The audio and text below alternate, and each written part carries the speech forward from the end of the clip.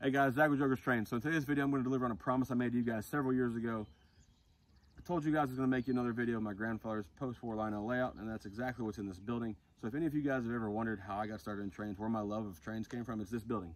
This red building right here is where it all started. Running trains with my grandfather, running trains with my grandfather and his friends. From a little kid, like 5 years old, whatever, I don't know. But this is where it came from, guys. So this building looks old as hell. It's because it is old as hell. This building was moved in the late 50s to its current location. And in the 60s, late 60s, about where the progress on the layout stopped, because then my grandfather, he was more into running trains. It wasn't about the scenery for him. So that's what you're gonna see today. You're gonna see the layout just the way that he left it. It looks the same as it did in my last video. I'm just gonna try and make you guys a better video with better content, a lot crisper, cleaner video. All the engines are gonna be the same. They're all named after his railroad. He named his model railroad the West Virginia Central. So that's what we all have here today is West Virginia Central engines.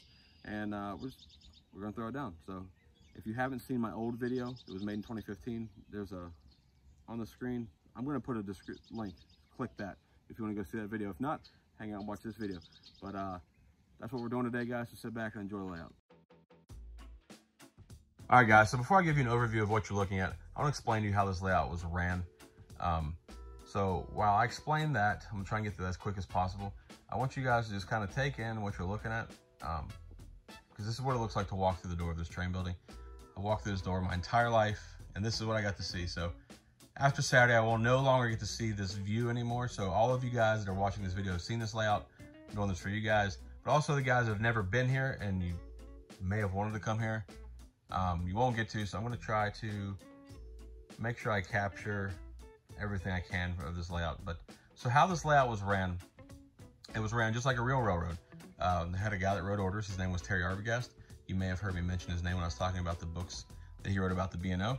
You had the yardmaster, who was my grandfather, Casey Reese. And then we had a guy by the name of Keith Tuckash, you may have heard me mention. He's a dear friend of mine still to this day. I run trains with him all the time when I come up here, but he was also one of my grandfather's best friends. And then we also had a guy that came out by the name of Jack Smith.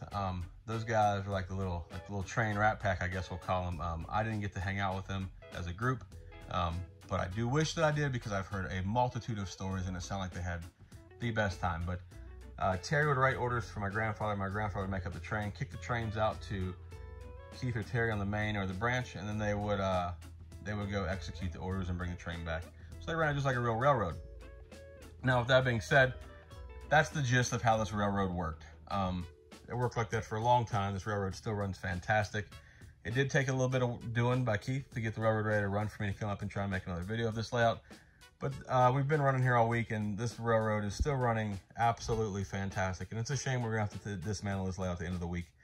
It's really a sad day when that day gets here. So trying to avoid getting to that day, but you know, the earth is gonna keep spinning and we're gonna get there, so it's inevitable.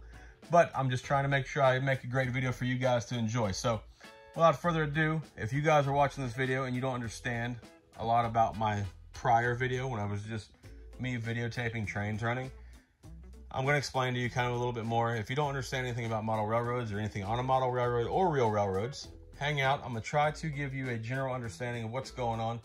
And if you're one of those guys that know everything about the railroads, feel free to skip or hang out and watch and just enjoy the video. So everything we do starts right here in the engine facility. So as you can see, we have starts here. Engine facility comes all the way over to here. Now, naturally, this is a roundhouse, and this is not a Altoona Model Works roundhouse like some of my friends have recently bought. This is a very primitive but yet effective roundhouse. This roundhouse is made out of cardboard, and there's been a lot of stuff stacked on top of it, and it's still holding tight. So I can't fault them for building a roundhouse out of cardboard, because it stood the test of time, and it's still here. So as you can see, it's a 4-stall roundhouse. We have 4 on the inside, then we have 1 stall on the outside, and also 1 stall on the other side under the coal tipple.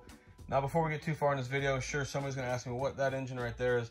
That's a homemade engine my grandfather made. He wanted a Camelback, I would assume, so he made one out of wood. The running gear on it is all Lionel, but that engine has always sat there. So every engine on the table right now has always sat, and this is where it's always been. It's in its original spot currently. So up there we have a West End layup track, and this is the East End layup track underneath the water tower there. Here obviously is turntable. That needs no introduction.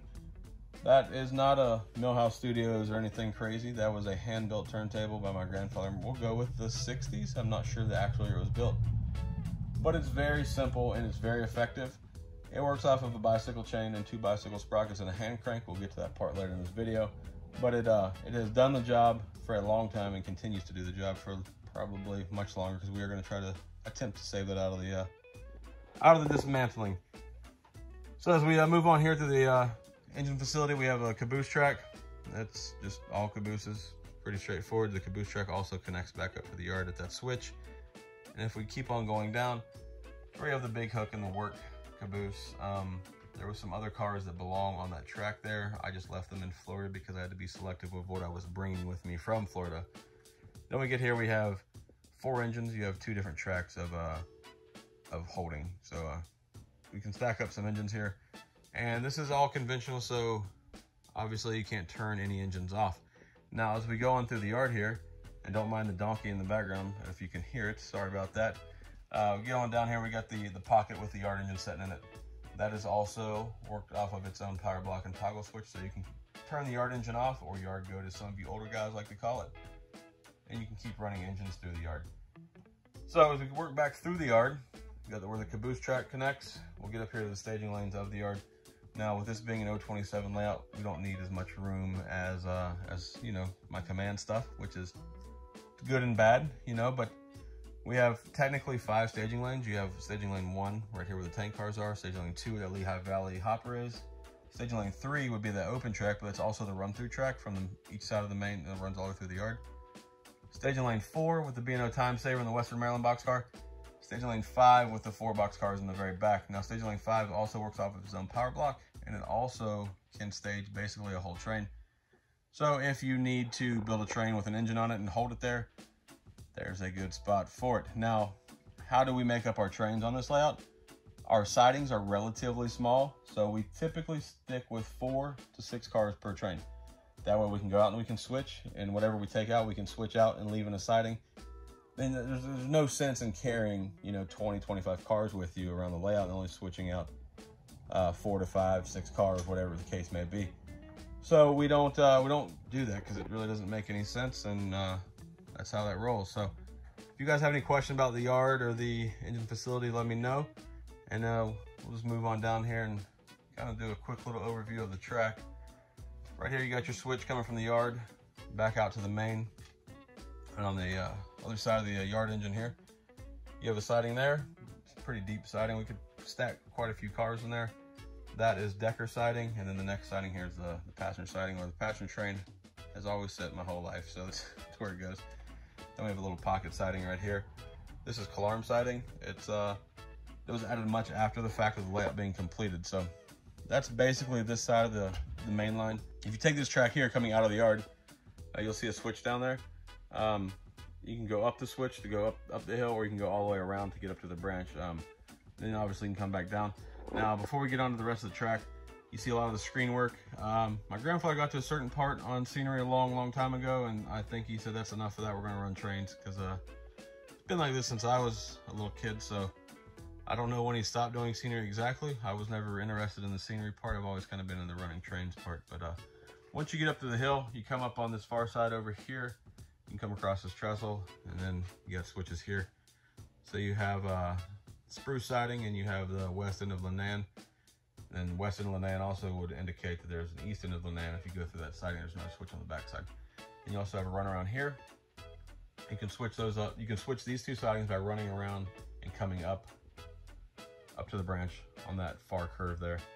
Now, if you come up through the tunnel, like I just showed you, you would run around the mountain there, and then you could, there's an uncoupling unit on the back side of the mountain. You can uncouple your caboose, then back down into the coal mine. That's how you'd work the coal mine. Now, we have a few more sidings on the other side of the layout over here. You have 2 sidings over there. You can get one going westbound and one going eastbound. But so there's a handful of sidings. You can do a lot of switching on this layout. Now we're going to try and quickly cover the control panels, because I've been asked about them several times. This is the control panel for the engine terminal. So you have your transformer, and then a bunch of toggle switches, and then you got the hand crank to the right of the screen here. That hand crank controls the turntable, and if you don't get it lined up, you will have giant issues. So there's no indexing system on that, and all of those toggle switches are how you control each of the engines, because if you are only used to running command, you may not know the struggle, but you cannot turn these engines off. So you have to have a power block toggle switch system to turn off power to certain pieces of track to kill certain engines. That way you're not trying to run all of your engines at one time. But it's pretty straightforward, pretty simple, because all of the toggle switches will tell you what they are, and then the diagram tells you where that is on the layout.